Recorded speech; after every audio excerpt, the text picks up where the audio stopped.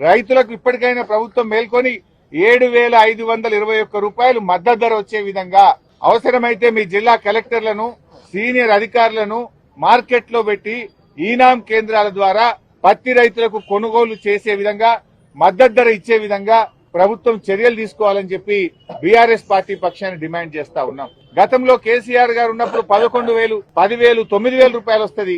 ఇప్పుడు 5,000, 6,000కు పడిపోయిందంటే ఈ ప్రభుత్వం యొక్క నిర్లక్ష్యం వల్ల, ఈ ప్రభుత్వం యొక్క తప్పిదాల వల్ల, ఈ ప్రభుత్వం పట్టించుకోకపోవడం వల్ల ఇలా పత్తి రైతులు కన్నీళ్లు పెట్టుకున్నటువంటి పరిస్థితి ఉన్నది. ఇలా రైతులను అడిగితే ఏమంటున్నారు, 10 రోజులైనా సీసీఐ కొనుగోలు కేంద్రానికి పోతే ఏదో ఒక కొరీలు పెడతా ఉన్నారు, తిప్పి పంపుతా ఉన్నారు. ఇంకా దిక్కులేకమే మార్కెట్ లో వచ్చి చెప్పిన ధరకు అమ్ముకుంటున్నామని చెప్తున్నారు. తూకంలో కూడా చాలా మోసం జరుగుతా ఉంది. తూకంలో కూడా మాకు మోసం జరుగుతుందని చెప్తా ఉన్నారు. సీసీఐ కూడా రైతుల దగ్గర కొంటలేదు. సీసీఐ కొనుగోలు కేంద్రాలు అక్కడ దళారుల దగ్గర కొంటున్నారు. వ్యాపారులేమో రైతుల దగ్గర 6,000కు కొని సీసీఐ దగ్గర 7,500 రూపాయలకు అమ్ముతున్నటువంటి పరిస్థితి ఉన్నది.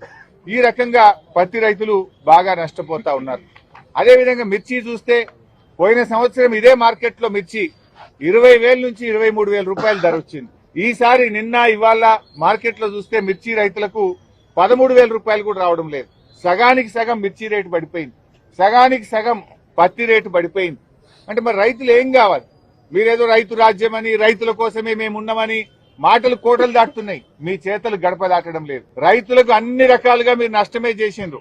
రుణమాఫీ చేయక రైతుల్ని మోసం చేసిండ్రు. 15,000 రైతు భరోసాని మోసం చేసిండ్రు. కౌలు రైతులకు 15,000 ఇస్తామని మోసం చేసిండ్రు. వ్యవసాయ కూలీలకు 12,000 ఇస్తామని మోసం చేసిండ్రు. బోనస్ ఇస్తామని మోసం చేసిండ్రు. అన్ని మాయమాటలు చెప్పి ఇలా రైతుల్ని నట్టేట ముంచింది కాంగ్రెస్ ప్రభుత్వం.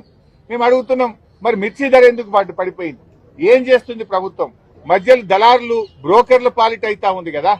ఇలా పోయిన సంవత్సరం 23,000 పాడినటువంటి పాట ఈసారి 13,000కి ఎందుకు తగ్గింది? గతంలో 11,000 పోయినటువంటి పత్తి 6,500కి ఎందుకు తగ్గింది? ఈ ప్రభుత్వం నిద్రపోతా ఉందా?